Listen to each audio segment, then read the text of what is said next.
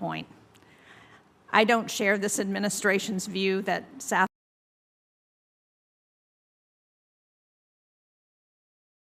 lost passport, visa adjudications, international child custody disputes, international adoptions, or support in emergency situations. And I will just tell you that I have had all of those examples in my office. But we will turn to you for information and assistance in resolving these kinds of challenges. Mr. Bozell, as the chairman indicated, our relationship with South Africa is at a challenging inflection point.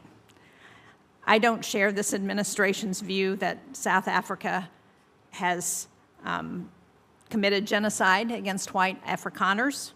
I think this is a dangerous slope, and I think this kind of attack only helps spread anti-American sentiments and promotes China and makes our country less safe. We need strong relationships with our allies and partners to confront the PRC, to build economic prosperity, and to strengthen trade ties. Mr. Ghalib, I must say I have grave concerns about some of the statements that you have made, particularly those that seem to justify the October 7th attack against Israel. Local reporting quotes you as saying that reports of sexual violence committed by Hamas on October 7th were lies and deception. I can tell you I have seen video, and I am very clear that those were not lies and deception. I find the statement offensive, if true, and I'm sure that many of my colleagues here today, some of whom have traveled to Israel in the wake of the attacks, would agree. Today, I expect to hear from you an unequivocal condemnation of the horrific crimes committed on October the 7th. Mr. Leon, Spain is an important NATO ally and a bilateral partner for the U.S. So today, I hope you'll address how you plan to foster that partnership if confirmed. And finally, Mr. Christensen, Bangladesh is a country undergoing immense change, and I'm pleased that you've served in the Indo-Pacific region before, and in fact, that you've served in Bangladesh before. Your knowledge and expertise will be essential in helping us address regional security and migration issues. So again, thank you to all of our nominees. I look forward to hearing from you today. Thank you, Mr. Chairman. Thank you, Senator Shaheen. I'm going to start with Ms. Namdar. So if, oh, I've got a couple of introductions, sorry. Senator Lee, you're up. Thank you so much, Mr. Chairman. It is my honor and great pleasure to introduce and offer my wholehearted support for the nomination of my friend, Mr. Brent Bozell, to be the U.S. Ambassador to South Africa. Mr. Bozell has spent his entire life defending truth and exemplifying the values of our great nation. His life's work has shaped the media landscape in a favorable way, in a way reflecting his unwavering commitment to free speech, to individual liberty, and to private enterprise. Brent's been an America First pioneer from the very beginning and a lifelong champion of the freedoms that we hold dear. He founded the Media Research Center in 1987. Ever since then, the Media Research Center has successfully archived, recorded, and monitored hundreds of thousands of hours of televised media. In the era of the internet, it's also documented thousands of cases of online censorship. We owe a great debt of gratitude to the MRC and to Mr. Bozell for the data and myriad educational resources that have shaped the press and online platforms, and done so in a way consistent with the First Amendment, where the antidote to problematic speech is more speech, not censorship. Besides his success at MRC and related activities, Mr. Bozell is an esteemed author, columnist, and publisher. As a writer, he's authored a national bestseller, and his biweekly column appeared for 25 years across numerous major outlets throughout the country. He holds a degree in history from the University of Dallas and was awarded an honorary PhD by his alma mater in 2015. But of all these achievements, his most remarkable endeavor is his family. He's a dedicated husband, father of 5 children, and grandfather of 17 children. 17 grandchildren. I have no doubt that upon his confirmation, Mr. Bozell will build upon our relationship with South Africa and enhance American interests in Pretoria. We're at a crossroads with that particular strategic partner, and it's more important than ever for the U.S. to craft a rigorous diplomatic strategy in and related to South Africa. What was once the party of Nelson Mandela, the African National Congress, has now lost ground in South Africa, and the coalition government is on a course that could upend decades of democratic progress and unravel the U.S.-South African relationship in significant ways, from the unjust treatment of Afrikaners to leading the unfounded case against Israel's defensive war in Gaza. I trust that Mr. Bozell can chart a new course, one that prioritizes U.S. interests first and foremost, advocates for the fair treatment of minority Afrikaners, and stands with our ally, Israel. There's great potential for deepening economic development and security cooperation with South Africa, and I'm more than confident that Mr. Bozell has the experience, the tenacity, the personal skills to realize this potential.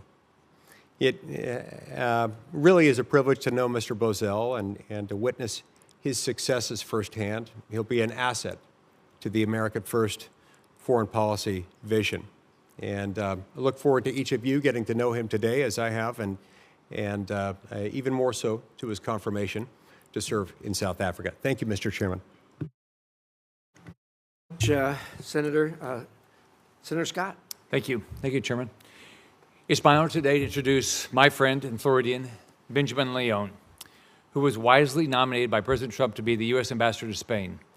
He is supported today by his family, and I'm honored to have him in front of this committee as he prepares to represent our great state, the Cuban-American community, and the United States on the world stage.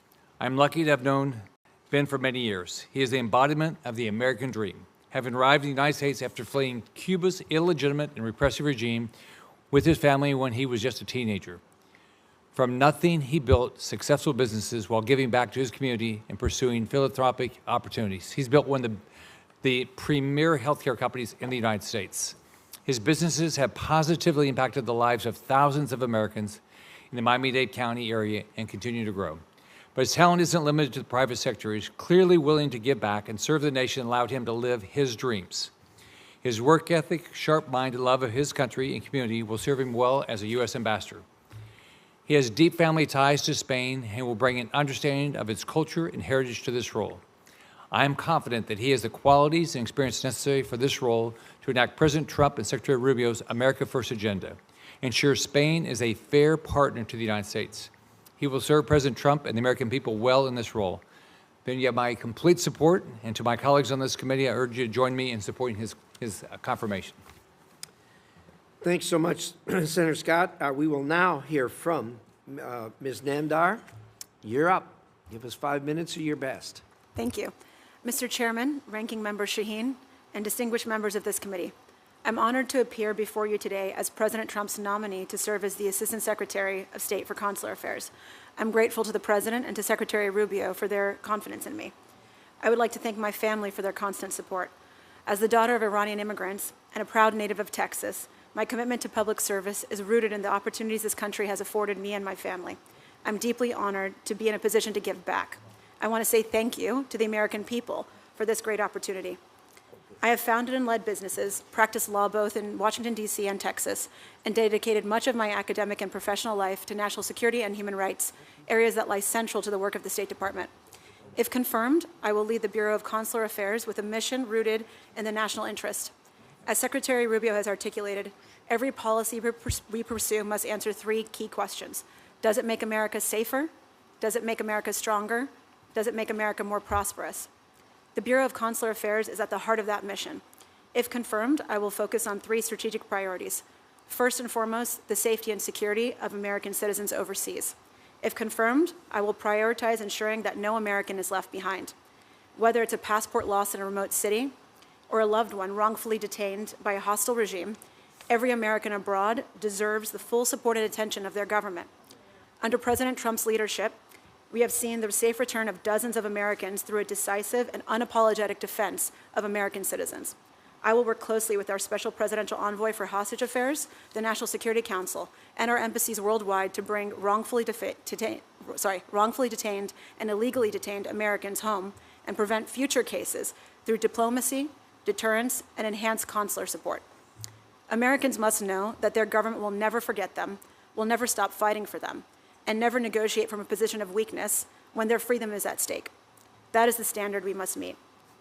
While the world has become safer under President Trump's leadership, crises and conflicts continue to arise, which demand vigilance and swift action.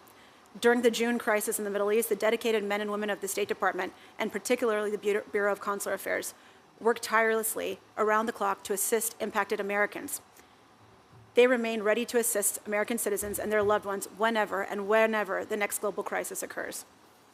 Second, upholding and improving the integrity of our immigration system is a critical national security priority. Every visa adjudication impacts national security and public safety. It is essential that our consular officers are equipped with the resources and support necessary to perform their duties effectively. As Secretary Rubio has emphasized, consular officers have the responsibility to ensure that visas are issued only to individuals who meet the criteria and do not pose a threat to the United States or our interests. Under President Trump's leadership, the border is the most secure it has ever been. The Bureau of Consular Affairs, in collaboration with the Department of Homeland Security and law enforcement officials, works tirelessly to uphold the President's commitment to a safer and more secure homeland. I remain steadfast to ensure that the privilege of a U.S. visa is granted only to those who meet the qualifications, that visa holders adhere to the terms of their visas, and that individuals who violate those terms or disregard U.S. laws will lose the privilege of holding a U.S. visa. Visa decisions can also make the United States more prosperous. Qualified tourists, students, temporary workers, and professionals who follow the law and return to their home countries all contribute to making America great. If confirmed, I will work to ensure that President Trump's priority of making the 2026 FIFA World Cup the greatest sporting event in history draws millions of spectators and fans to our cities. Third, efficiency in our operations. Innovation in the Bureau of Consular Affairs is essential. It not only enhances the safety of Americans, but also improves services to the American people, more than 51% of whom now hold a U.S. passport. A prime example of these efforts is the introduction of the online passport renewal system. The timely and efficient improvements to our passport services will be a pillar of my focus to ensure that the Bureau of Consular Affairs remains committed to security, efficiency, and exceptional customer service for the American people. Finally, I recognize that the success of consular affairs depends not only on the sound policy and capable execution of our team, but also on strong and transparent partnership with Congress. Whether it involves a constituent's passport emergency, a child abduction, or the detention of an American overseas, I understand the urgency and the human stakes behind each case. If confirmed, I will ensure that your inquiries are met with transparency, responsiveness, and a spirit of shared service to the American people. Thank you. Thank you. Thank you very much. We'll turn now to Mr. Bozell.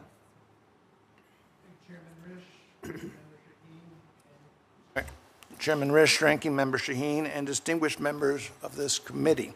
I'm honored to appear before you today as President Trump's nominee to be the next U.S. Ambassador to the Republic of South Africa. I'm thankful to the President and to Secretary Rubio for their visionary leadership and the trust they've placed in me through my nomination. I would like first to acknowledge the steadfast love and support of my extraordinary wife, Norma, who is seated behind me, my 5 children, one of who is here, their 4 spouses, and our 17 grandchildren. Each one is a blessing from heaven. I come from a family devoted to public service. My father spent his life advocating for America to regain her moral footing. My uncle, William F. Buckley, was the intellectual leader of the modern conservative movement. My uncle, James L. Buckley, served his country as Undersecretary of State, federal judge, and in the position he most cherished, United States Senator. Although I started my career in politics at the National Conservative Political Action Committee and have led many other political groups, my experience transcends politics. The late Senator Joe Lieberman and I disagreed on most everything politically, yet he was my champion in the nonpartisan clarion call to restore decency to television. The late Senator Gaylord Nelson and I were in opposite corners during the Contra War in Nicaragua, but when I formed an international commission to bring free and fair elections to that country, He was my co-chairman.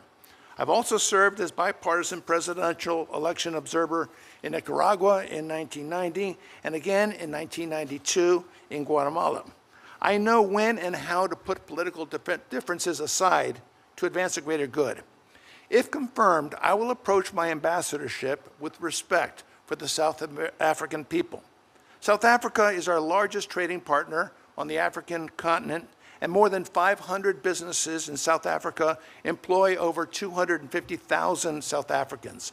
I take seriously my responsibility for ensuring the safety of the nearly 400,000 American citizens who annually visit South Africa, the 30,000 who live there, and for the care of the hardworking diplomats at our U.S. Embassy and consulates.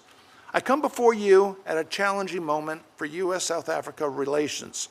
The President has expressed serious concerns about South Africa that for too long have been unaddressed.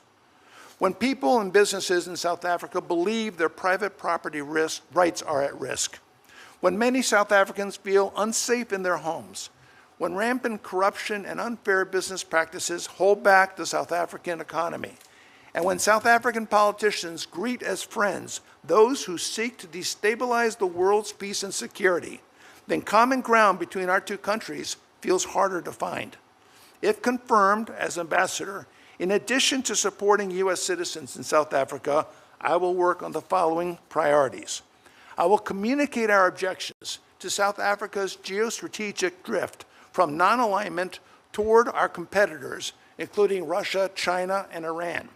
I'll press South Africa to end proceedings against Israel before the International Court of Justice and to pressure the International Criminal Court prosecutor to discontinue this lawfare, which is belied by Israel's support for the ceasefire in Gaza and commitment to the rules of war throughout the conflict. Second, I will advance the President's invitation to Afrikaners who wish to flee unjust racial discrimination. I will explore how we can support the South African government in making sure all South Africans can thrive free from the threat of violence. I will support the President's call for the South African government to rescind its support for the expropriation of private property without compensation. Finally, I will advocate for business interests by promoting fair trade practices and reduce barriers that will level the playing field for U.S. companies and empower South Africa as an engine of economic growth, creating a more prosperous future for both our countries. It's essential to actively engage on areas of disagreement while seeking opportunities to foster mutual benefit. I see the real opportunity for lasting partnership. Distinguished senators, I appreciate your time today. If confirmed, it would be the honor of a lifetime to serve my country and this administration. I welcome your questions. Thank you. Thank you, Mr. Bozell. Mr. Leon. Chairman Rich, Ranking Member. You need your, there you go. Chairman Rich, Ranking Member Shaheen, and members of the committee. It is a great honor and privilege to appear before you today as the United States Ambassador nominee to Spain and Andorra. I deeply appreciate the opportunity to testify today, and I am humbled by the confidence President Trump and Secretary Rubio have shown in me. At the outset, I want to thank my wife and family who are present here today for their love and support, which is always with me. I am grateful as well to the members of my parents who overcame great challenges to start anew in the United States. In 1961, we came to Miami from Cuba to begin a new life in this line of opportunity. My father and I worked together to build a successful healthcare business and create a model of accessible and high-quality medical care. I believe my background in business will prove essential. As the founder of Leon Medical Centers, I have spent decades fostering a healthcare network that provides essential services to the community in Miami. I've also supported Miami-Dade College, where my contribution established the Benjamin Leon School of Nursing to bring needed talent to the nursing profession. I am also proud of my support to Casa Cuba at Florida International University, a project celebrating Cuban culture, history, and traditions. And as the founder of Bezelou Collection, have made significant contributions to the equestrian world. Our purebred Pasofino horses, a breed whose Spanish origin underscores the close, lasting ties between Spain and the Western Hemisphere, competing high-profile events showcasing the patience and strategic vision that I bring to all endeavors. I recognize the importance of our profound and historic relationship with Spain, one built on shared values, mutual respect, and a deep cultural connection. If confirmed, I commit to use the skills I have honed over many years, strategic planning, communication, negotiation, to build an even stronger relationship between the United States and our important ally, Spain. Spain played a crucial role in the American Revolution, providing vital support to achieve our independence. The Spanish forces captured West Florida, securing the southern supply route and the Mississippi River. Spain also provided essential funds and supplies, including financing the final siege of Yorktown with gold and silver from Havana, then Spanish Cuba. Our shared history is a testament to the strength of our alliance and shared values, including the promotion of democracy, free speech, and human rights. These principles guide our bilateral relationship and our efforts to safeguard national security. As ambassador, I would work tirelessly to strengthen this vital relationship, focusing on 4 key priorities. First, I will prioritize the well-being and safety of all American citizens living and traveling through Spain and Andorra. Second, I will enhance economic and trade relations between our two nations. Our economic partnership is already strong. We have a trade surplus with Spain, and we are Spain's largest investor. I will prioritize initiatives that further promote trade in Spain with Andorra. By fostering economic cooperation, we can create jobs and promote innovation on both sides of the Atlantic. Third, I will deepen our security and defense cooperation. Spain is a key NATO ally and hosts to thousands of our troops. Our collaboration on security matters is essential for maintaining stability in Europe and beyond. I will work to strengthen our defense partnership, including increasing Spanish defense spending and investments and continuing to join military exercises. Enhancing our security ties will help address common threats such as terrorism and cyber attacks. Finally, if confirmed, drawing on my unique background as a Cuban exile, I will advocate for the promotion of human rights, democratic values, and the rule of law. I will support efforts with Spain towards a more just and democratic world. This includes advocating for the rights of the Cuban people and supporting Spain's efforts to uphold democratic principles.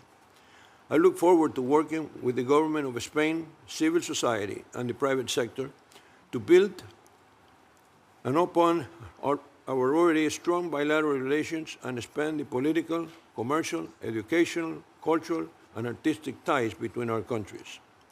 I also look forward to fostering our relationship with the Principality of Andorra to further our joint goals of supporting democracy, human rights, and financial transparency. In closing, I will work closely with this body and all members of Congress to ensure your concerns are addressed, and that we work together to advance U.S. interests while strengthening our partnership with Spain and Andorra. I am committed to serving the United States with dedication and integrity. Thank you for your consideration. I look forward to your questions. Thank you, Mr. Leon. Mr. Christensen. Chairman Risch, Ranking Member Shaheen, and distinguished members of this committee, thank you for the opportunity to appear before you today as President Trump's nominee to be the United States Ambassador to the People's Republic of Bangladesh. I am honored by this nomination and grateful to President Trump and Secretary Rubio for the trust and confidence they have shown in me. If confirmed, I look forward to working closely with you to advance U.S. foreign policy interests in Bangladesh. Thank you to my wife, Deanne, who is here with me today. For the past 2 decades, she has joined me around the world, from San Salvador to Dhaka to Omaha, and I am grateful for her sacrifice and support across my diplomatic career. Bangladesh, the 8th most populous country in the world, often does not receive the attention it deserves, as it is overshadowed by its even larger neighbors. With my over 20 years of experience working on U.S. policy towards Bangladesh across my Foreign Service career, including a prior tour in Dhaka, I understand well its importance and the significant U.S. interests there. Bangladesh's strategic location makes it an important participant in an open, secure, and prosperous Indo-Pacific region. Bangladesh is also at a pivotal point. Student-led protests in August 2024 brought down a government that had been in power for 15 years. The people of Bangladesh will go to the polls early next year, the country's most consequential election in decades, to choose a new government and a new path forward. The United States supports Bangladesh in its journey towards a bright and democratic future. If confirmed, I look forward to leading the Embassy Dhaka team to build strong ties with both the current interim government and its democratically elected successor to advance the U.S.-Bangladesh relationship. Often referred to as one of the new Asian tigers, Bangladesh shows significant economic potential. Having overcome tremendous challenges, Bangladesh is now on the cusp of graduation from least developed country status, a true tribute to the resilience and perseverance of the Bangladeshi people.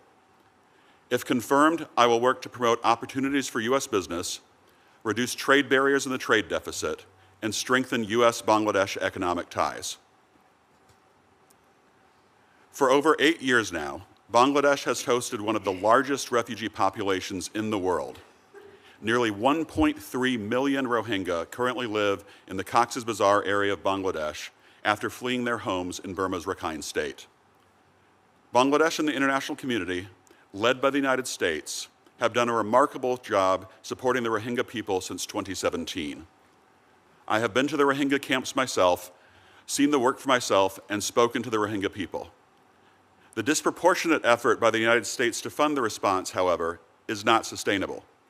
We need more countries to increase financial support to ease the burden on us.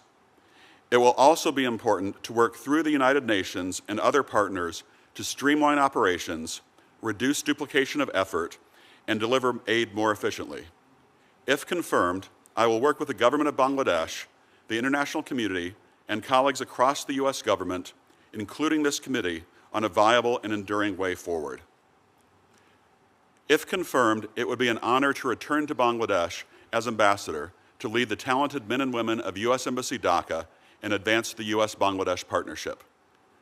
Thank you for the opportunity to testify today, and I look forward to your questions. Thank you very much, Mr. Christensen. Mr. Ghalib.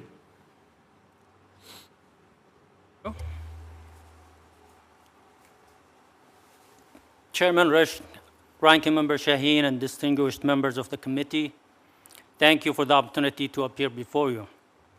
It is a great honor to be nominated by President Trump to serve as the U.S. Ambassador to the State of Kuwait. If confirmed, I pledge to work to advance the interests of the United States and strengthen the enduring U.S.-Kuwaiti partnership. Kuwait is a critical ally in a region of strategic importance to the United States. Our relationship is built on shared interest and mutual respect. It is my goal to deepen this partnership across various domains, including security, economic cooperation, political dialogue, and cultural exchange, all while ensuring our efforts directly benefit America. I appreciate the trust President Trump and Secretary Rubio have placed in me. We may come from different communities with different backgrounds, but serving and representing the interests of the American people is our ultimate common goal. We may also have different views about some topics, and that's normal for us as Americans. Otherwise, the First Amendment would be meaningless. Our greatest American values are freedom, democracy, and equality before the law. These values are essential and define our American identity. However, we know these values are not universal, and that billions of people around the world do not enjoy the rights and freedoms we have. We must therefore be practical and realistic in how to engage the world to advance U.S. interests. I believe my life journey is an inspirational one that defines what the American dream can look like. In December 1997, I came to the United States as a teenager, leaving my entire family behind in Yemen. The last words I heard from my dad while giving me a farewell hug were, "Son, you are now going to be the backbone of the family, so make us proud." When I arrived in the US, I had no choice but to start work immediately. My first job in the United States was in an auto parts factory. I understood the value of an education, and even with a demanding full-time job, I completed my last year of high school. I started college in 2001 wanting to study political science. My family, friends, and teachers advised me otherwise. They convinced me I had no future in politics in the United States due to my background and accent, especially after 9/11. I decided to go for medicine, and for 10 years, that's what I studied. I was the first in my family to graduate from high school, earn a few bachelor's degrees, seek master-level education, and a professional doctorate-level education in medical school, all of which happened without a social support system. My family and I are very proud of my journey, which started as a farmer in Yemen, to an auto worker, to a healthcare professional, to the mayor of my city, and if confirmed, to a U.S. ambassador to the state of Kuwait. This could not have been possible without the support of my family, especially my wife and 3 daughters who are watching me now and waiting to celebrate my confirmation. I also want to take this opportunity to thank all the people who came to support me from different states. And as I was looking and meeting them outside, they all almost are Democrats coming to support me. Isn't that interesting, Senator Shaheen? My pathway would not be possible in most countries, and I'm deeply appreciative of the incredible opportunities the United States has provided me with. Kuwait is a close partner for stability and security in the region. Kuwait holds 6 to 7% of the world's proven oil reserve, has one of the biggest sovereign wealth funds in the world, invests hundreds of billions of dollars in the United States, hosts the 4th largest overseas U.S. military presence, and is a significant humanitarian aid donor worldwide. If confirmed, one of my priorities as ambassador will be to enhance our security cooperation with Kuwait. The United States and Kuwait have a long history of military cooperation, and it's essential that we continue to build on this foundation. In line with President Trump's priorities, I will work closely with the Kuwaiti officials to ensure our joint efforts in counterterrorism, defense, security, and regional stability are robust and effective. Economic cooperation is another cornerstone of our relationship. The United States and Kuwait have a strong trade ties, but there is significant potential for growth. I will prioritize efforts to expand bilateral trade, investments, create jobs in the United States, advocating for a level playing field for U.S. business in Kuwait, and addressing any barriers to trade and investments will enrich both our economies. If confirmed, I will engage Kuwaiti officials to address Iran's destabilizing activities in the region. My utmost duty is the safety and security of the American people and service members in Kuwait. By working together, we can enhance our collective security and ensure the destruction and chaos caused by Iran does not jeopardize prosperity and security in the Middle East. I am committed to implementing President Trump's priorities and ensuring that our efforts in Kuwait align with broader U.S. foreign policy goals. I look forward to working with the members of this committee as well as with our partners in Kuwait to achieve these goals. Thank you for your consideration, and I welcome any questions that you may have. Thank you, Mr. Ghalib. We're now going to do a round of questions, 5 minutes each, starting with myself and to Senator Shaheen and back and forth between the R's and the D's. So with that, Ms. Leon, I'd like to start with you. One of my strongest concerns, and I think shared by most people on this dais, is our NATO relationship, which over the years has been there, got a little stale, but with the Russian attack on Ukraine has been greatly re-energized. Today, NATO is stronger than it's ever been. A good share of that is due to President Trump's constant reminder to them that this is an association where we're all bound together by a common goal, and that is the NATO treaty. The NATO treaty, of course, we all agreed that we would pull the wagon together for NATO purposes. As we tried to add Sweden and Finland, which we eventually got done, we were frustrated by a couple of members dragging their feet on it and pursuing their own interests rather than pulling the wagon together with the rest of NATO. We're now getting the same thing with Spain. They're the only NATO country that has refused to commit to the 5% defense amount. This is a matter of particular importance to not only the president, but everyone here.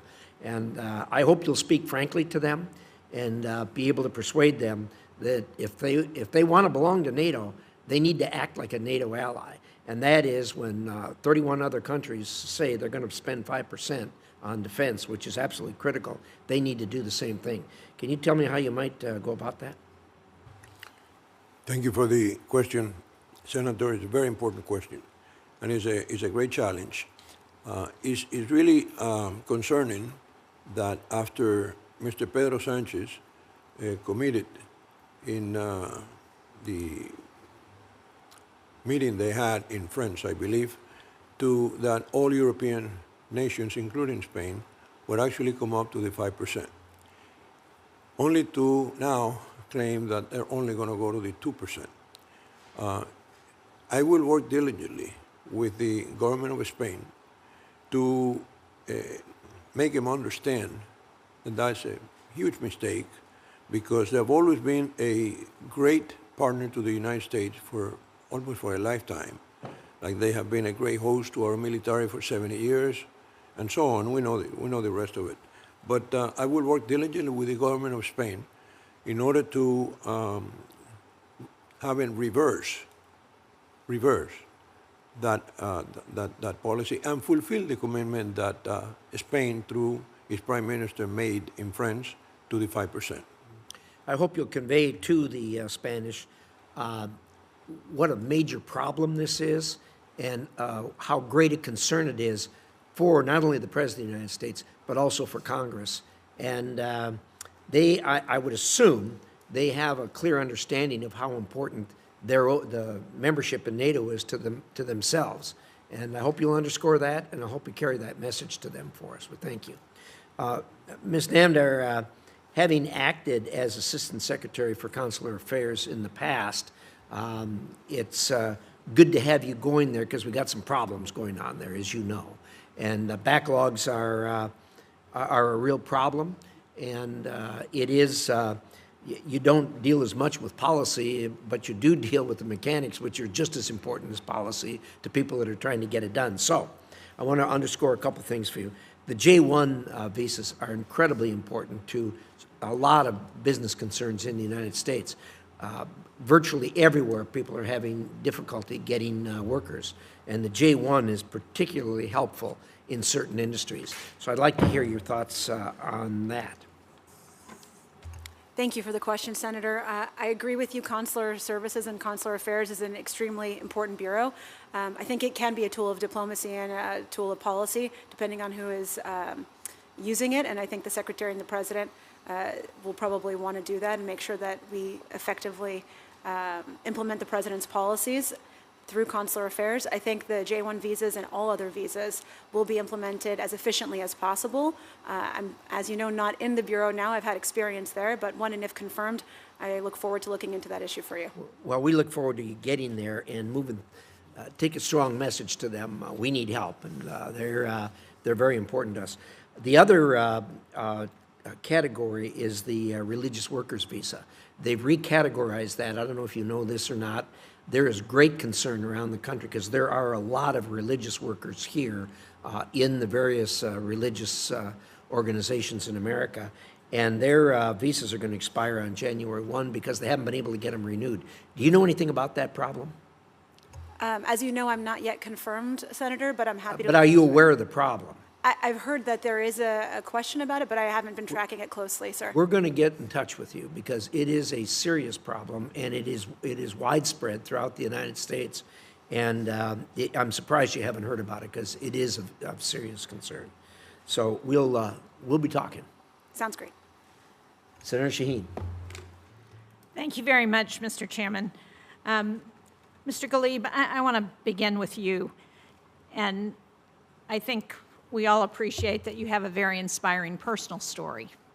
But I am, as I said in my opening remarks, very concerned about some of the statements that you have made, and frankly, what appear to be anti-Semitic. Reports of sexual violence committed by Hamas on October 7th were, and I quote, a campaign of lies and deception, and that there wasn't, quote, any evidence to support that these crimes occurred against victims. What's even more concerning is that when you met with my staff before this hearing, you didn't deny that you said those statements, which if that's true, I appreciate that at least you were honest about it. but you reiterated that you believe there was no evidence of sexual violence against victims of December the 7th. Now, as my staff relayed to you, there is well-documented evidence that I have seen personally, that Hamas terrorists deliberately used sexual violence against women and children. I was also disappointed to hear that you appointed an individual to the City Planning Commission who stated that the Holocaust was God's, quote, God's advanced punishment of the chosen people for the savagery they're committing today against the innocent Palestinian children and civilians. You called Saddam Hussein a martyr after Iran fired missiles at American troops in Iraq. And you liked the tweet that compared Jews to monkeys. Now, I appreciate what you said in your opening statement about one of the areas of greatness about the United States is that we allow freedom of speech and that we do have different views. But that's different than representing the United States government and the official policies of the United States government, particularly overseas. So how do you assure this committee, how do you assure Americans of all religions and backgrounds, both here and in Kuwait, if you are confirmed, that you will represent them equally, especially after those kinds of comments that you've made?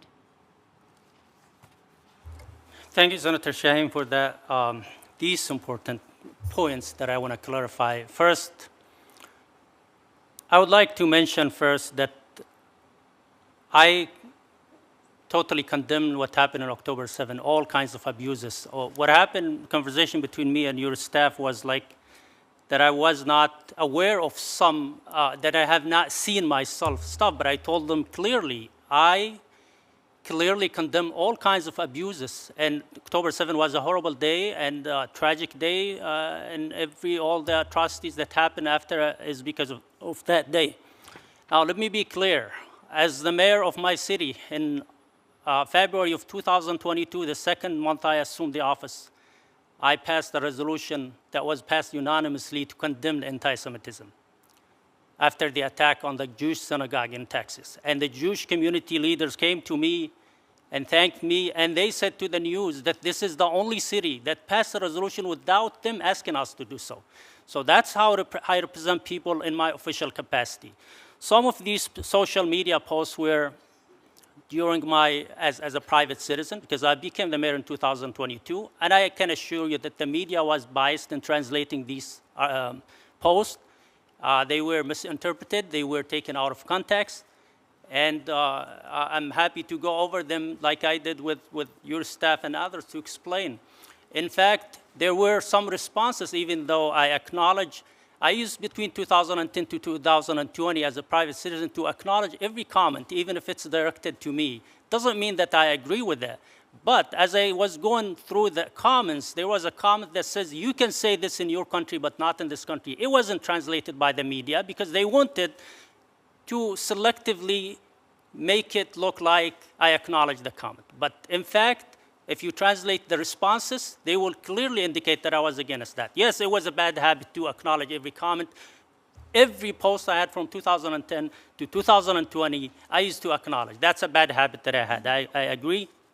When it comes to Saddam, I was angry in the day of January 7, 2020, when our military bases were attacked by the Iranian and there was no response. I understand the president came out to say that they informed us before, so they wanted to have some credibility. But before I heard that, I was angry that our military bases were attacked without a response. And in a moment of anger, I complimented Saddam because he kept Iran in check. And probably that's the only positive thing he did in his life.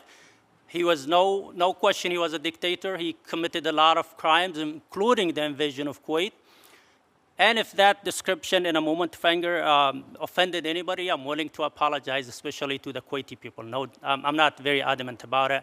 And like I said, probably the only positive thing he did is to stop the spread of the Iranian regime ideology in the Middle East.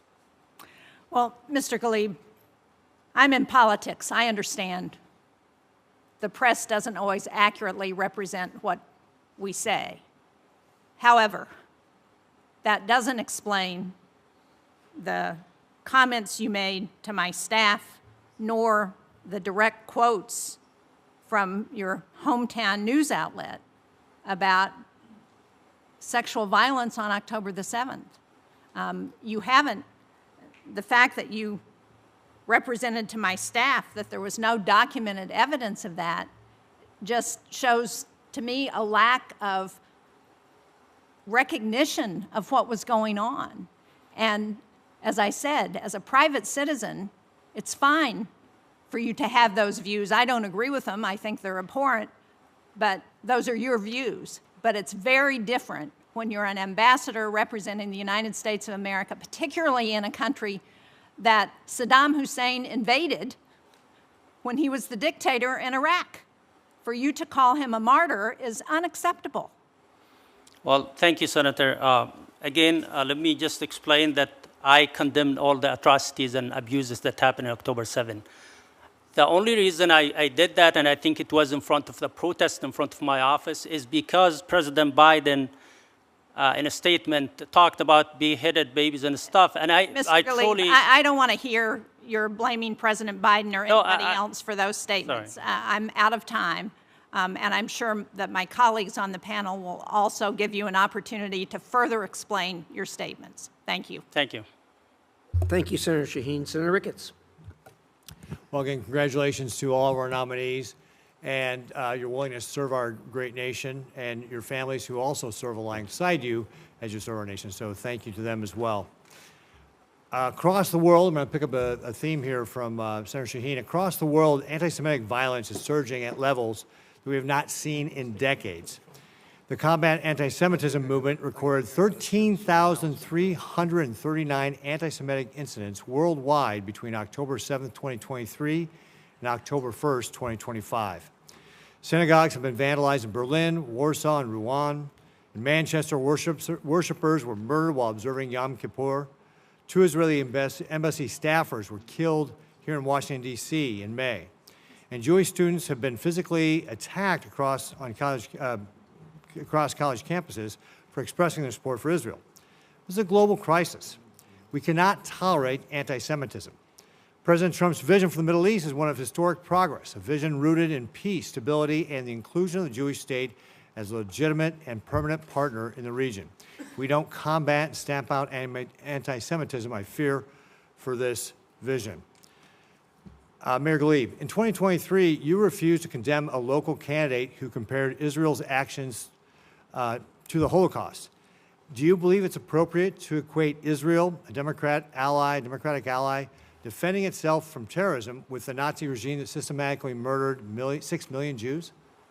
Thank you, Senator, for that important question. And I actually wanted to clarify that point for Senator Shaheen, if you like to hear that. That person is a volunteer in the Planning Commission. I did not. He's not an official employee with the city. He's been volunteering for years, even with the prior administration.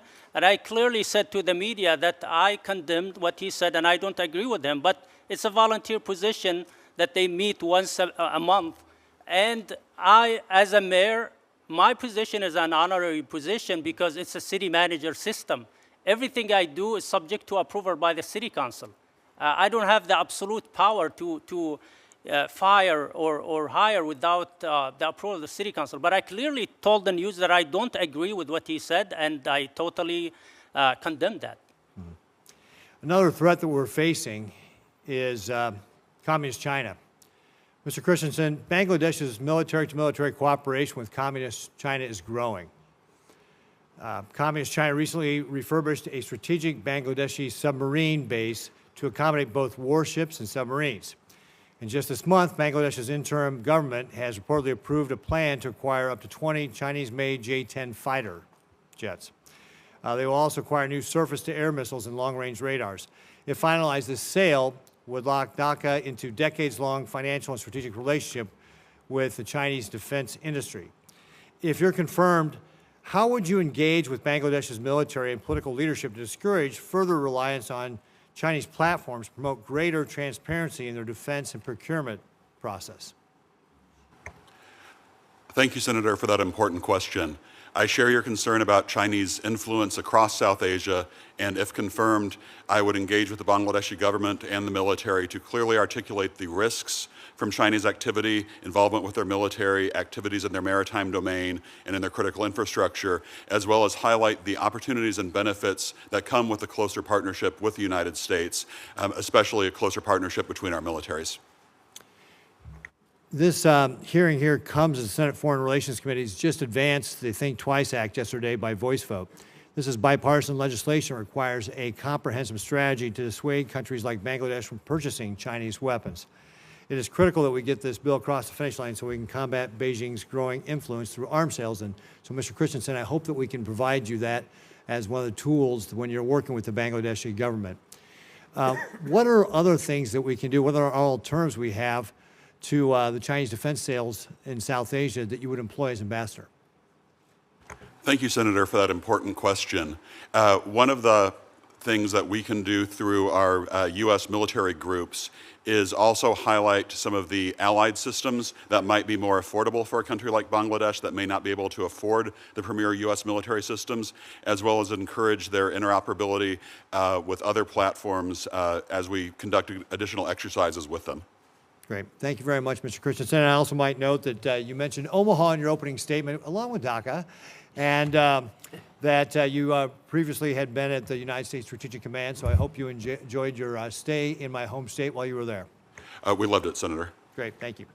That's the right answer. Senator Van Hollen. Thank you, Mr. Chairman. Mr.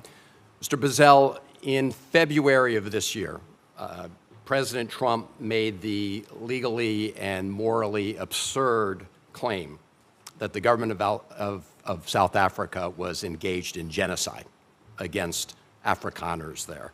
And if confirmed, you, of course, would be our ambassador to South Africa. So I have a pretty straightforward question. Do you agree that that claim was absurd? Thank you, Senator, for that question. My answer to you is this. If you were to talk to those people who are involved, they fear... Mr. Boesel, I'm sorry. Genocide is a legally defined issue. No. It's not a question of someone's impression. There's a legal definition for it. To your knowledge, has the State Department legal advisor concluded that the government of South Africa is engaged in genocide? Senator, I don't know that answer, but... Senator... No, it's a straightforward question. I'm not going to... It's a straightforward question. There's a legal definition of genocide. I want to know if you agree that that's an absurd claim made by the President of the United States. Senator, I'm not a lawyer, so I can't address it that way. The President, of course, is reported to be engaged right now in reducing the number of refugees that can come into the United States to something around 7,500. And that the overwhelming majority of those would be Afrikaners, white South Africans. That, in my view, is a gross misuse of our policies. Do you agree that we should not have a refugee policy, admission policy, that's based on race? Senator, in South Africa... No, it's a straight... I'm asking you if we should have a refugee admission policy based on race. Again, it's a simple question, sir. Senator, I'm trying to answer it. Yes or no? Should we have one based on race? In South Africa, you have thousands of attacks that have taken place against white farmers.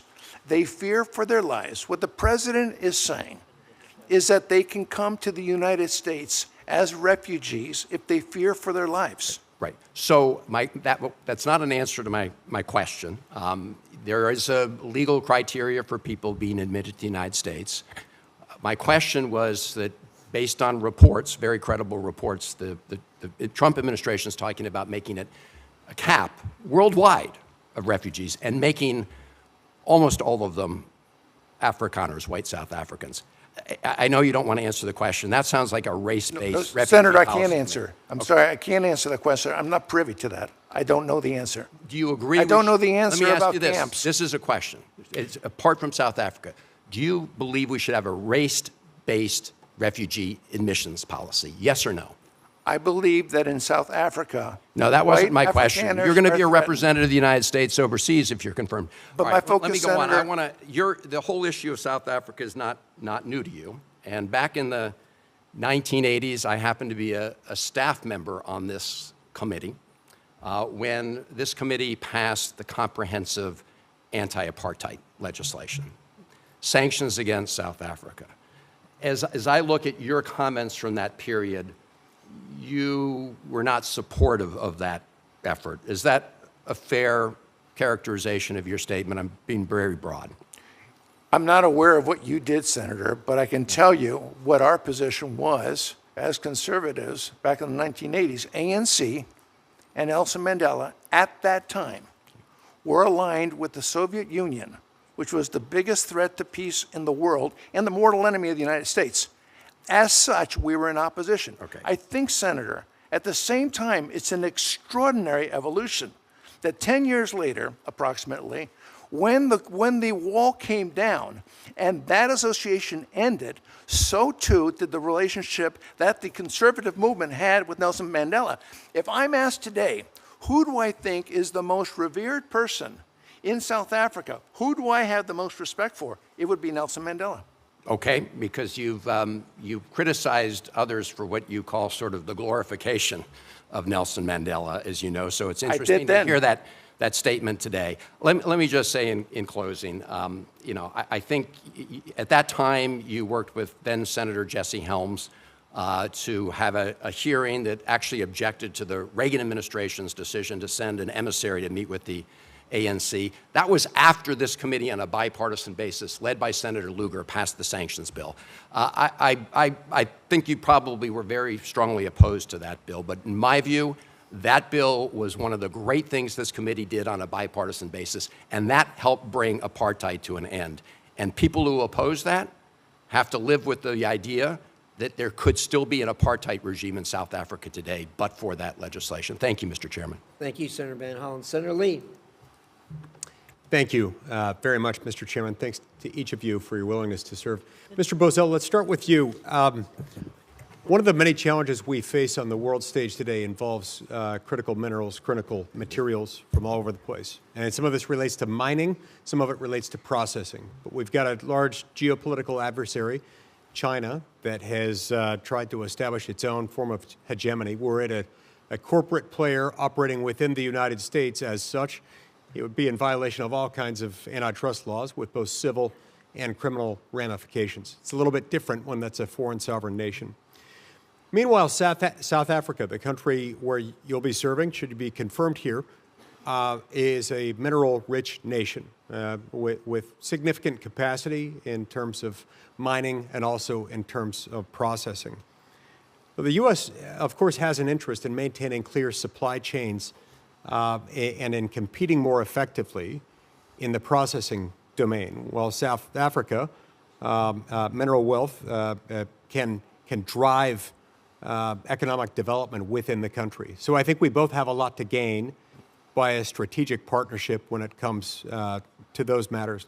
What role do you see minerals, particularly when it comes to processing of minerals, playing in the near to intermediate term future in terms of the U.S.-South Africa relationship? Thank you, Senator, for that question, because it's very important. South Africa has some of the greatest reserves of some of the most important minerals in the world.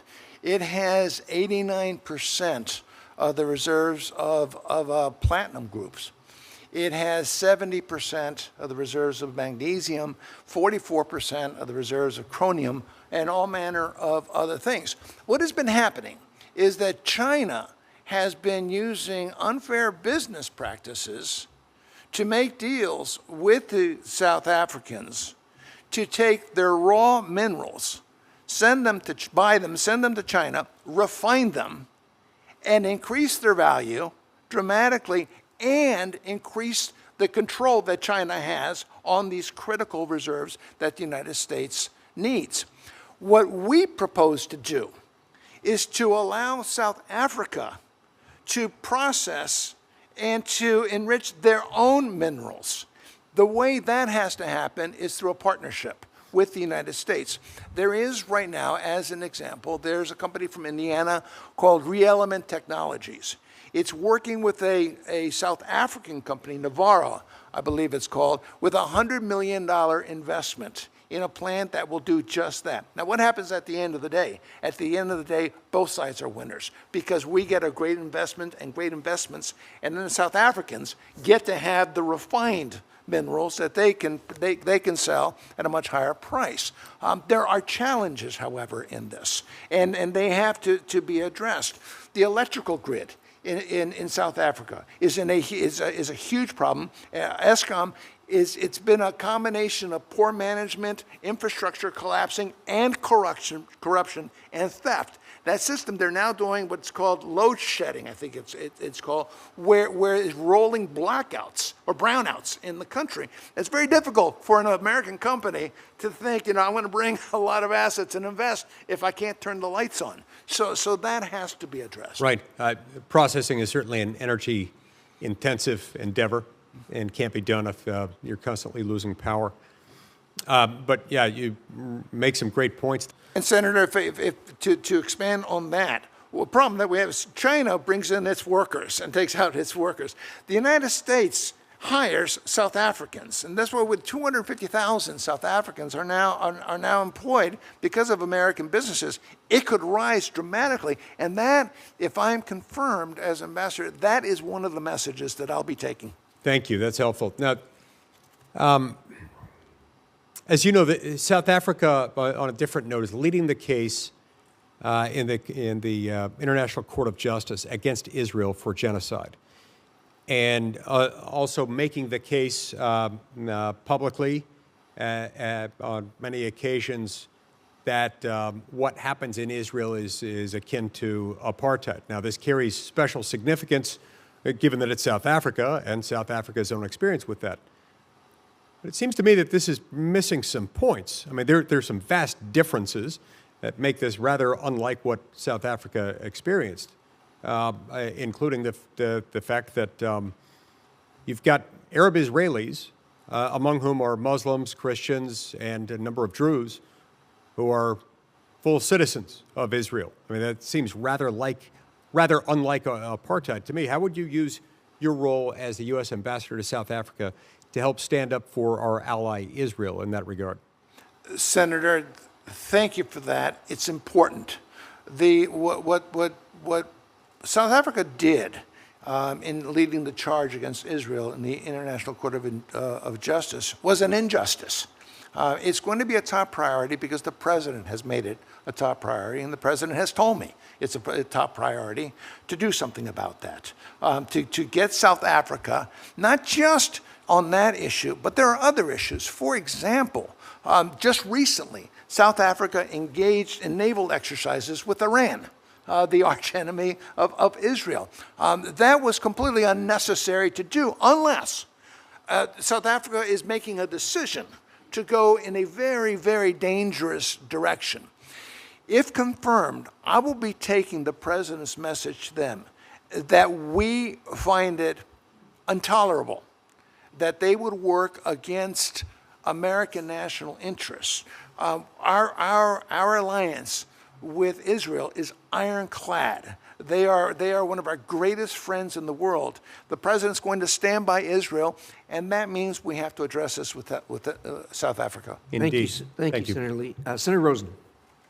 Thank you, Chair Risch, Ranking Member Shaheen, for holding this hearing. Thank you for the witnesses for being here today. I want to spend my time speaking on Mr. Ghalib and then to some other issues that we have, particularly in Nevada. But building on Senator Shaheen's comments, as the co-founder and co-chair of the Bipartisan Senate Task Force for Combating Anti-Semitism, I do want to take a moment to focus on what you have said. As an elected official, you had a responsibility to work with your constituents to eliminate hatred from communities, all hatred from communities, but instead you chose to inflame divisions and traffic in anti-Semitism. You liked a Facebook comment comparing Jews to monkeys. You characterize leaders you don't like as becoming Jewish.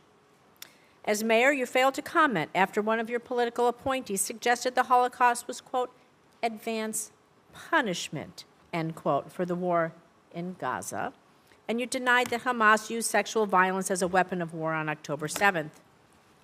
Now, you can disagree with the Israeli government, but peddling anti-Semitism in such a public manner as an elected official, as a community leader, is beyond the pale. Given these other statements, I will not be supporting your nomination. I urge my colleagues to do the same. And if you are confirmed, I want you to remember this, sir.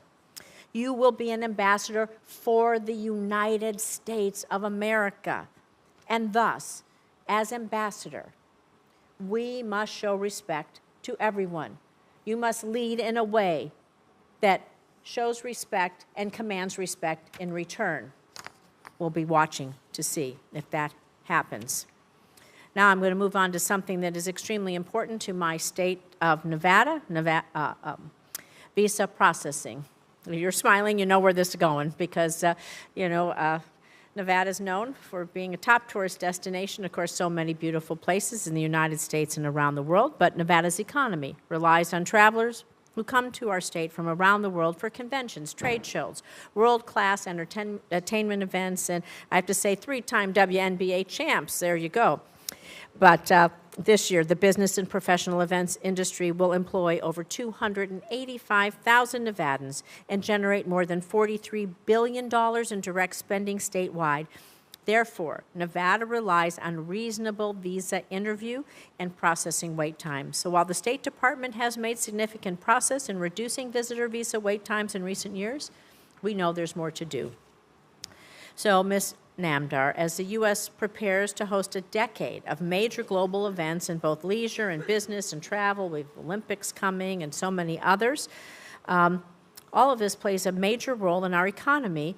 And so I want to ask you, I have a couple other questions on this, so briefly if you would mention, how are you going to ensure those reasonable wait times for U.S. visas, and specifically what goals will you set for the Bureau of Consular Affairs in 2025 for business and tourist visa interviews and processing? My state depends on it, and so many others. Thank you for the question, Senator. I think your statements are valid, of course. We want to make sure that processing times are as low as humanly possible. I'm not yet in the role. I can promise you, when and if confirmed, I will look into making everything as efficient as I possibly can. Will you commit to coming to my office and talking about what we're seeing in Nevada with sports, tourism, entertainment, travel, and maybe we can work on a few of those? I'm happy to come speak with you, yes. Thank you. I'm going to move on then and ask you some more questions, because on Wednesday, Joel Rayburn's nomination advanced out of this committee with my support. Some people have said you believe you can be dual-hatted as the senior bureau official at NEA and the Assistant Secretary for Consular Affairs until Mr. Rayburn is confirmed and makes his way to Foggy Bottom. Again, he was just passed out of committee. I supported him.